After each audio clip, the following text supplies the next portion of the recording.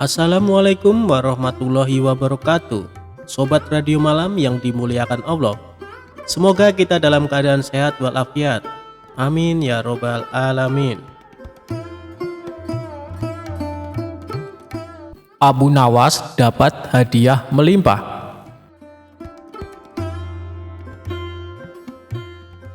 Cerita lucu Abu Nawas kali ini bermula ketika suatu hari Baginda Raja memerintahkan semua menteri untuk berkumpul di istana. Setelah semua bawahannya itu berkumpul, Baginda Raja lalu menyampaikan maksudnya. Kalian semua aku undang ke sini karena ada beberapa hal yang ingin aku sampaikan. Yang pertama, aku ucapkan terima kasih kepada kalian karena selama ini kalian telah bekerja keras ikut membantu mengurus negeri yang kita cintai ini, kata Baginda Raja.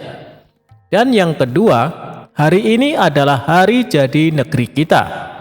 Jadi sebagai rasa terima kasihku, kalian semua akan mendapat hadiah lanjutnya.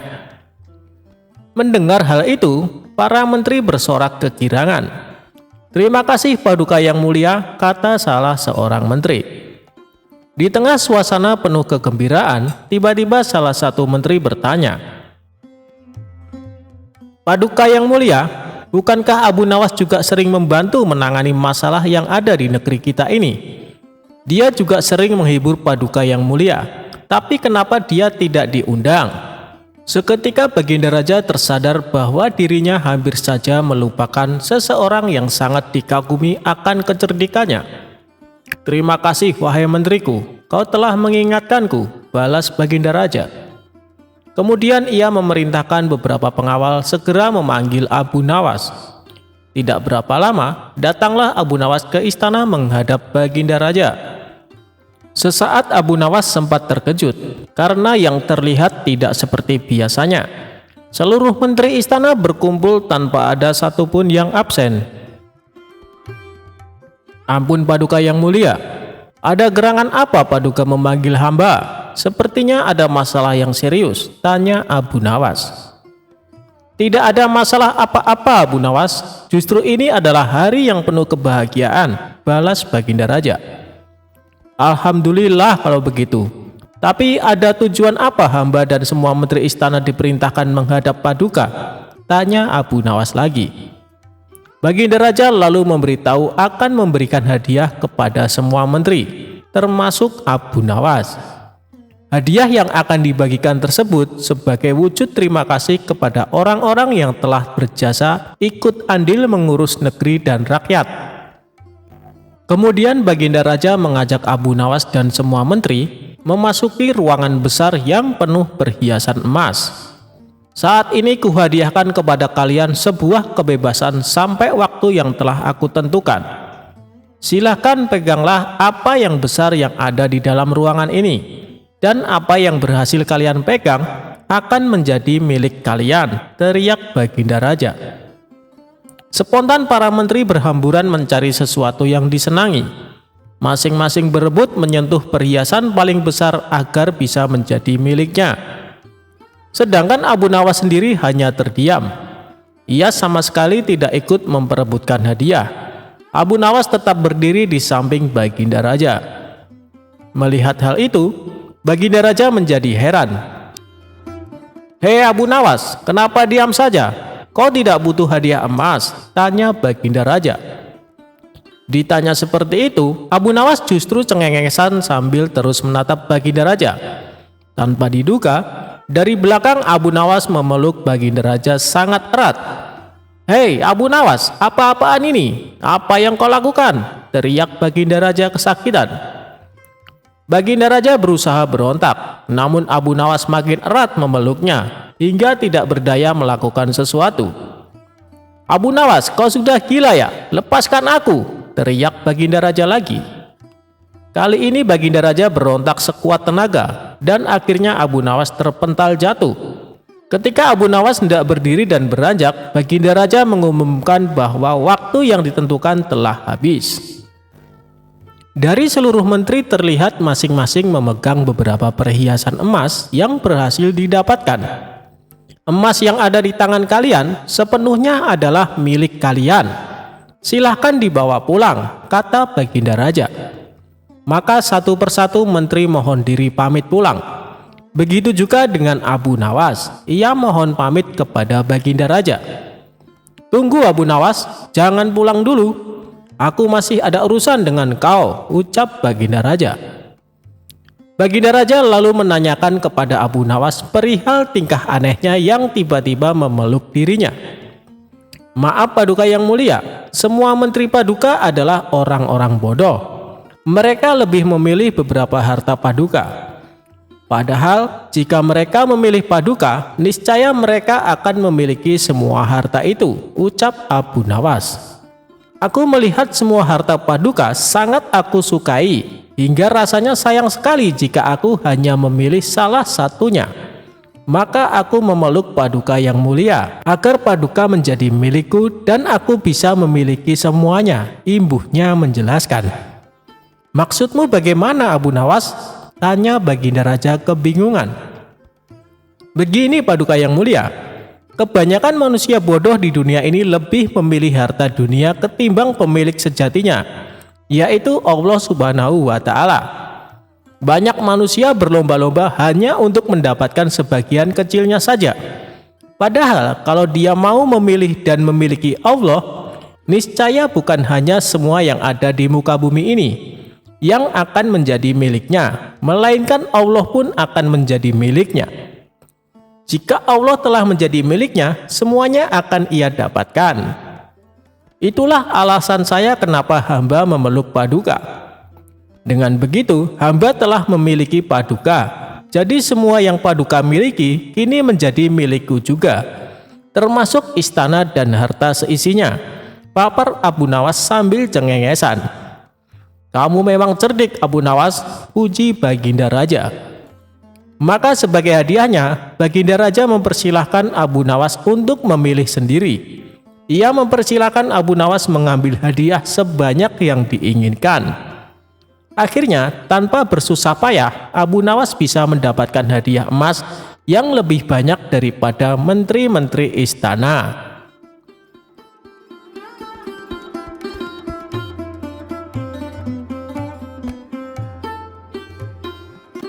Abu Nawas salah arah kiblat saat sholat.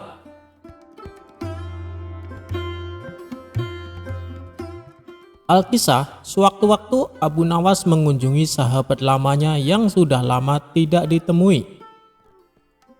Seperti biasa, Abu Nawas hanya membawa perbekalan seadanya saat pergi ke kota lain menemui sahabatnya.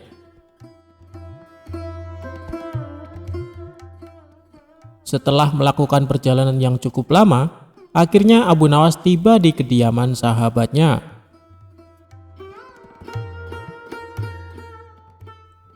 Assalamualaikum, ujar Abu Nawas sambil mengetuk pintu rumah sahabatnya. Waalaikumsalam, jawab seseorang dari dalam rumah.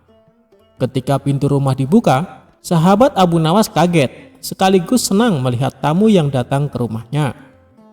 Sahabatnya pun memeluk Abu Nawas dan bertanya tentang kabarnya selama ini sambil mempersilahkan masuk ke dalam rumah.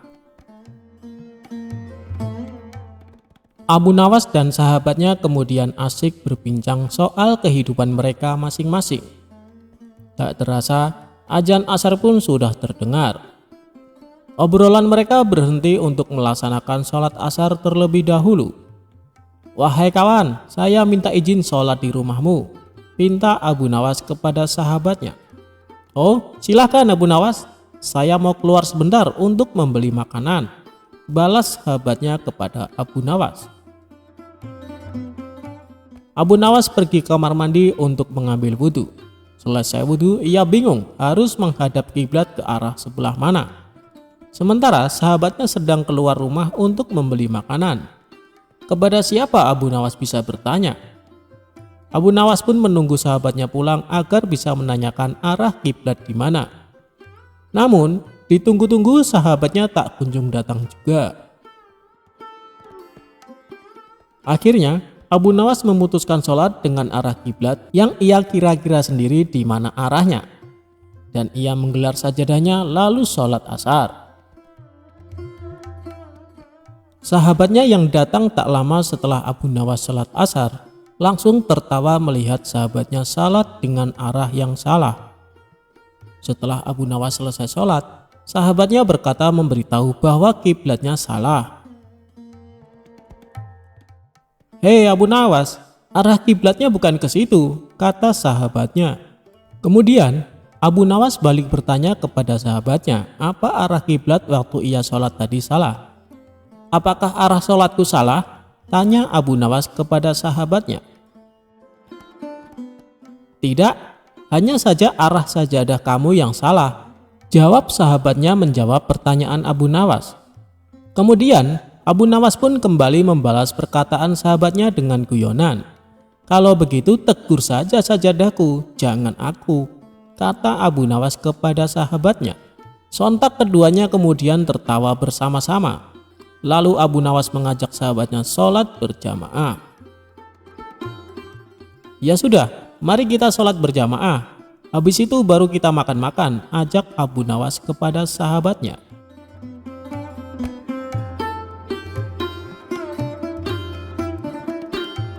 Abu Nawas menitipkan emas kepada perampok. Dikisahkan ada seorang ketua perampok yang terkenal sadis dan kejam. Ia mempunyai puluhan anak buah yang juga tak kalah sadisnya. Mereka melakukan aksinya di tengah gurun pasir yang gersang jauh dari pemukiman penduduk.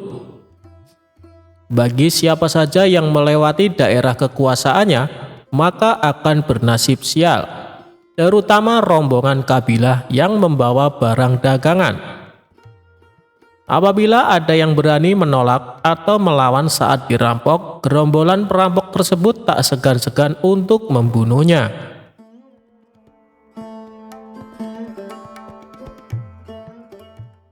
Suatu ketika, Tuan Hamid berencana pergi ke negeri seberang untuk membawakan pesanan sebuah perhiasan emas.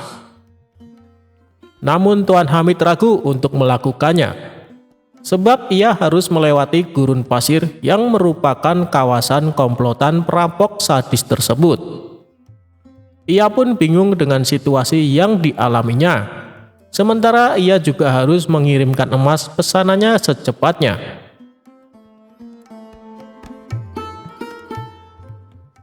Setelah merenung agak lama, terlintas di benaknya sosok Abu Nawas.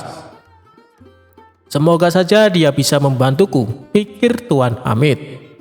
Ia pun lantas pergi menemui Abu Nawas. Sesampainya di rumah Abu Nawas, Tuan Hamid lalu mengungkapkan permasalahannya. "Wahai Abu Nawas, saya bingung dengan situasi yang sedang aku alami. Barangkali kamu bisa membantuku," pinta Tuan Hamid. "Masalah apa yang membuatmu bingung?" tanya Abu Nawas. "Begini Abu Nawas, besok aku harus mengirimkan perhiasan emas ke negeri seberang.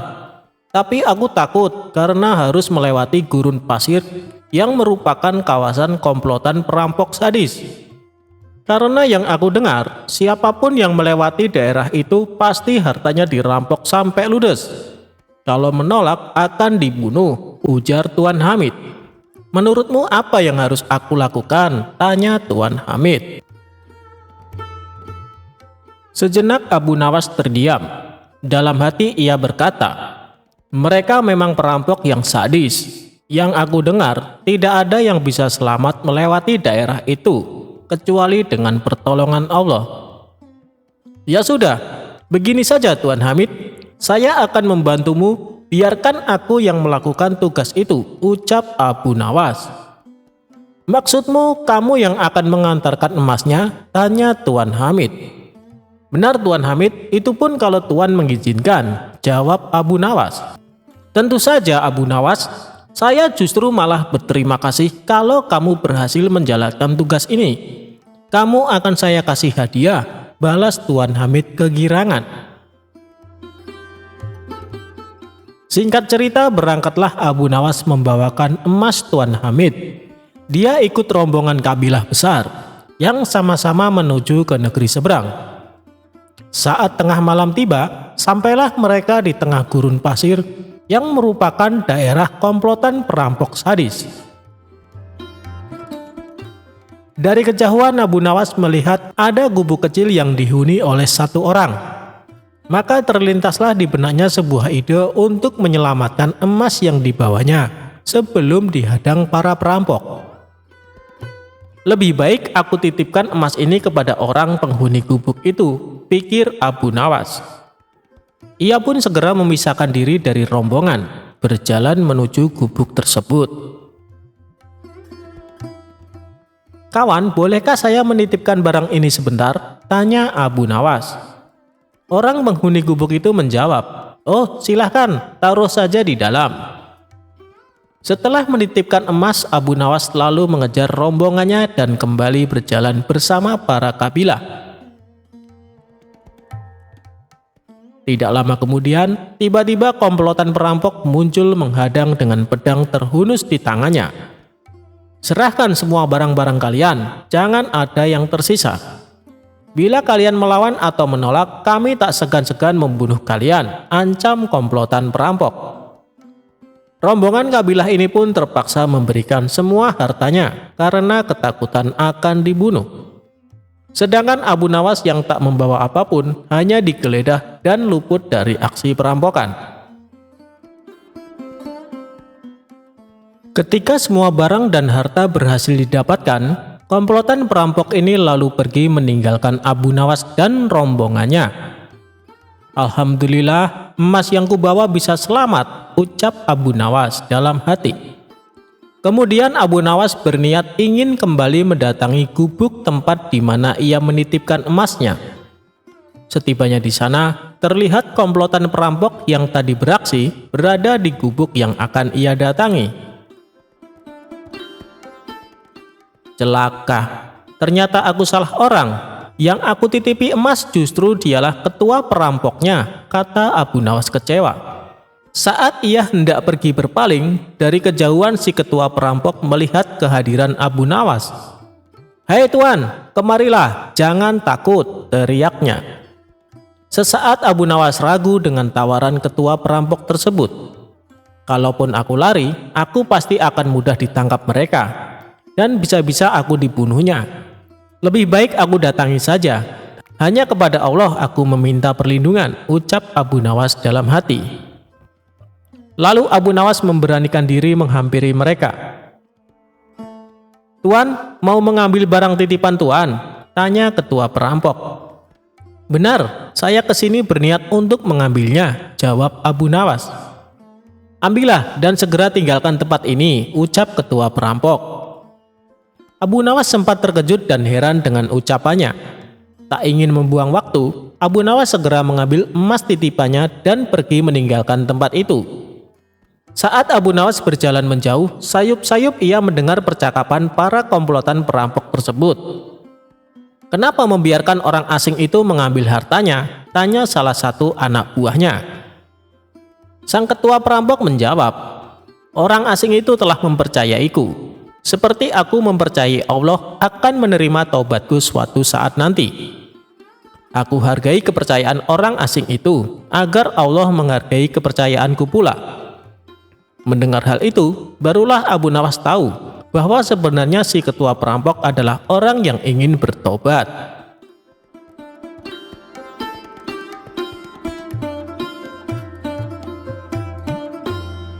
Abu Nawas lolos dari siasat busuk pemilik warung makan. Dikisahkan, Abu Nawas sering bepergian keluar kota untuk tujuan berdagang.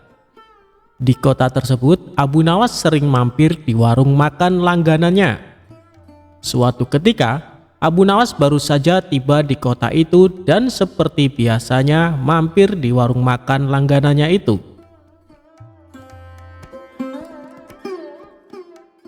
"Aku pesan 1 ayam dan 2 butir telur, tapi bayarnya kalau dagangannya sudah terjual habis.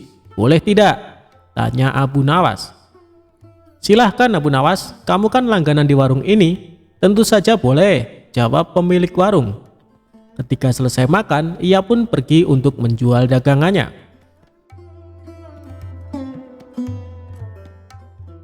Setelah 3 bulan berlalu, dagangan Abu Nawas pun habis. Kemudian Abu Nawas pergi mendatangi kembali warung makan langganannya. "Aku pesan makanan seperti dulu, 1 porsi ayam dan 2 butir telur," ucap Abu Nawas.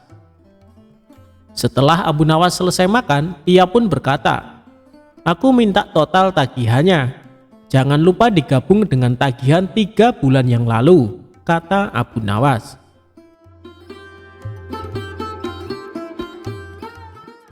Si pemilik warung menghitung tagihannya dan memberikan secari kertas. "Ini total tagihannya, cukup 200 dirham saja," kata si pemilik warung. "Apa? 200 dirham?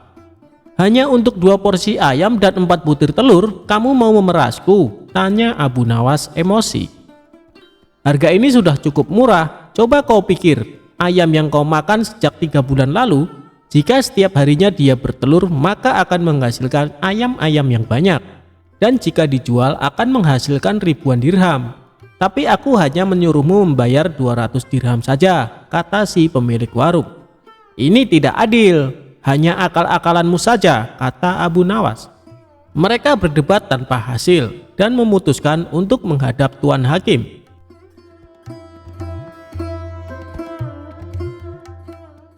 Ketika keduanya menemui hakim, ternyata hakim berpihak kepada pemilik warung. Lalu hakim bertanya, "Apakah kalian berdua menyepakati harga sejak 3 bulan yang lalu?" tanya Tuan Hakim. "Tidak, Tuan Hakim," jawab Abu Nawas. "Kalau begitu ayam yang kamu makan kemungkinannya bisa menghasilkan ratusan ayam dan telur," tutur Tuan Hakim. "Ya, itu mungkin saja, tapi kalau ayamnya hidup.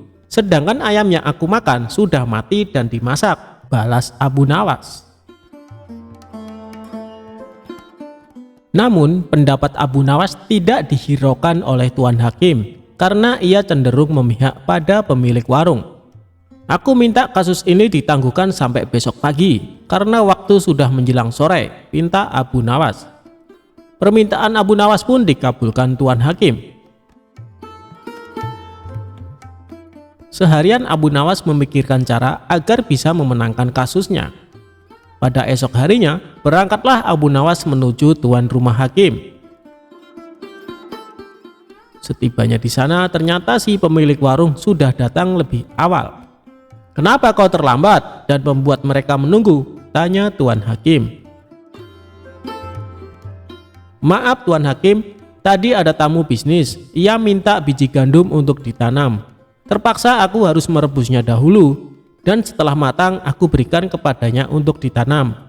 Itulah yang membuatku datang terlambat," kata Abu Nawas.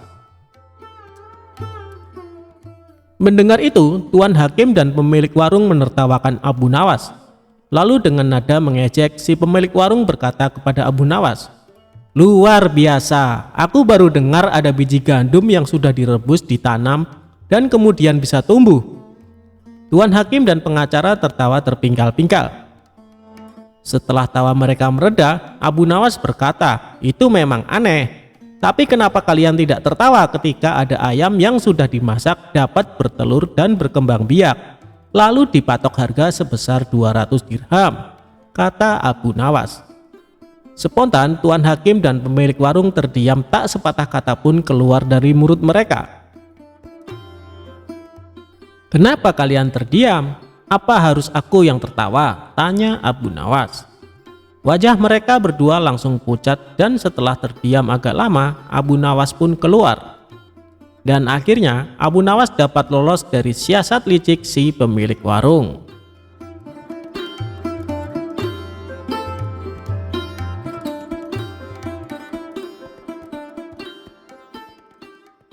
Abu Nawas menginap di rumah pencuri. Kecerdikan Abu Nawas mengerjai seorang pencuri seakan tidak ada habisnya. Kali ini dia kembali mengerjai pencuri saat hendak beraksi di rumahnya. Suatu malam saat sedang tidur pulas, Abu Nawas dikagetkan suara berisik dari ruang tengah rumahnya. Kemudian dia turun dari tempat tidur dan beringsut menuju pintu kamar untuk mengintip. Melalui lubang kunci dilihatnya ada seorang pencuri sedang memasukkan barang-barang miliknya ke karung besar. Hampir semua barang di ruang tengah rumahnya diambil tanpa tersisa sedikit pun. Setelah selesai dengan aksinya, si pencuri memanggul karung besar berisi barang-barang curian itu ke atas bahunya, lalu kabur lewat jendela. Melihat hal itu, Abu Nawas sengaja membiarkannya. Dia tidak berteriak minta tolong ataupun menghardik si pencuri, karena ingin membuatnya kapok tanpa harus menggunakan kekerasan. Ketika si pencuri sudah berjalan keluar rumah dengan membawa barang-barang curian, diam-diam Abu Nawas mengikutinya dari belakang. Setelah menempuh perjalanan lumayan jauh, si pencuri terlihat kelelahan. Bagaimana tidak, sebab barang curian yang dibawa sangatlah banyak. Akhirnya sampailah si pencuri di depan rumahnya. Dia segera masuk dan beristirahat. Saking capeknya, pencuri itu sampai lupa menutup pintunya kembali. Sehingga dengan mudah Abu Nawas ikut masuk ke rumahnya. Tidak lama kemudian, si pencuri mulai membuka karung dan mengambil barang-barang hasil curiannya. Dari mulai barang-barang berharga sampai barang-barang rumah tangga seperti gelas, piring, hingga mangkok. Si pencuri lalu meletakkan semua barang-barang tersebut sesuai tempatnya, seolah baru pindah rumah. Sementara, Abu Nawas terus mengamati dari belakang sambil duduk santai. Merasa curiga ada orang di sekitarnya, si pencuri pun menoleh ke belakang. Betapa kagetnya dia melihat Abu Nawas ada di dalam rumahnya. "Kenapa kau ada di sini?" tanya si pencuri setengah ketakutan. "Kamu tidak tahu ya, rumahku sekarang di sini," jawab Abu Nawas. "Kenapa bisa begitu? Ini rumahku," balas si pencuri. "Kalau kemarin ini memang rumahmu, tapi sekarang sudah jadi rumahku karena aku sudah pindah ke sini," ujar Abu Nawas. "Pindah? Pindah bagaimana maksudmu?" tanya si pencuri kebingungan. "Coba lihat, semua barang di rumah ini, semuanya adalah milikku. Jadi rumah ini adalah milikku," jelas Abu Nawas. "Kalau kau mengusirku, aku akan berteriak bahwa kamu telah mencuri barang-barangku, dan aku akan memukulimu," ancam Abu Nawas. Dikarenakan tidak ingin memperpanjang masalah, si pencuri membiarkan Abu Nawas menetap di rumahnya. Selama seminggu menetap di sana, Abu Nawas selalu menghabiskan roti yang akan dimakan si pencuri. Belum lagi susu dan madu yang disiapkan di dalam lemari dengan lahapnya Abu Nawas habiskan semua. Selama itu pula setiap hari si pencuri terpaksa tidur dengan menahan rasa lapar. "Kalau begini bukan aku yang merampok, tapi dia yang merampok semua makananku," pikir si pencuri merasa kesal. Esok harinya si pencuri menghampiri Abu Nawas. "Tuan, bagaimana caranya supaya Tuan kembali ke rumah Tuan?" tanya si pencuri. "Sudah dibilangin, aku sudah pindah di sini. Sekarang ini adalah rumahku. Buktinya barang-barangku ada di sini semua," tegas Abu Nawas. "Jadi kalau aku kembalikan semua barang-barang ini ke rumah Tuan, Tuan juga akan kembali?" tanya si pencuri. "Tentu saja, kalau di sini sudah tidak ada barang-barangku, jadi ini bukan rumahku lagi," balas Abu Nawas. Akhirnya dengan susah payah si pencuri mengembalikan semua barang-barang Abu Nawas ke rumahnya. Sejak saat itu, Abu Nawas tidak lagi berada di rumah si pencuri. Si pencuri pun tobat dan kini menjadi lebih tenang. Ia tidak ingin lagi berurusan dengan Abu Nawas.